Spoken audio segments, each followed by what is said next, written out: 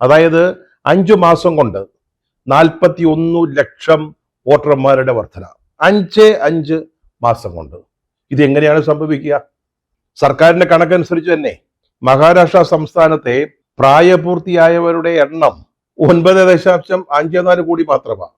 പക്ഷെ ഇവിടുത്തെ വോട്ടർ പട്ടികയിലുള്ള വോട്ടർമാരുടെ സംഖ്യ അല്ലെങ്കിൽ എണ്ണം 9.7 കോടിയാണ്. ഇതാണ് മഹാരാഷ്ട്രയിൽ കഴിഞ്ഞ തെരഞ്ഞെടുപ്പിൽ നടന്നത്. അന്ന് ഇക്കാര്യം രാഹുൽ ഗാന്ധി പറഞ്ഞപ്പോൾ എല്ലാവരും കൂടെ അദ്ദേഹത്തെ പരിഹസിച്ച് ചിരിക്കുകയാണ് ഉണ്ടായത്. NDA-ക്കാരടക്കം BJP-ക്കാരടക്കം എല്ലാവരും അദ്ദേഹത്തെ പരിഹസിച്ചു. ഇപ്പോഴതിന്റെ എല്ലാം വസ്തുതകൾ പുറത്തു വന്നുകൊണ്ടിരിക്കുകയാണ്. ഒരു സംസ്ഥാനത്ത് പ്രായപൂർത്തിയായവരെക്കാൾ കൂടുതൽ വോട്ടർമാരുടെ ഒരു അവസ്ഥ അതെങ്ങനെ സംഭവിക്കും? അതുകൊണ്ടാണ് ഞാൻ പറഞ്ഞത്, ഇന്ത്യ സഖ്യത്തിലെ പാർട്ടികൾ ഒന്നിച്ചു നിന്നില്ലെങ്കിൽ അവരുടെ നിലനിൽപ്പ് തന്നെ അവതാളത്തിലാവും.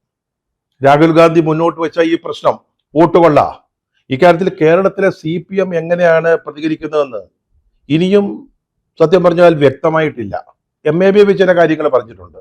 പക്ഷേ സംസ്ഥാന പാർട്ടി നേതാക്കളിൽ നിന്ന് ശ്രദ്ധിക്കത്തക്ക രീതിയിലുള്ള ഒരു പ്രതികരണം ഇതുവരെ കണ്ടില്ല.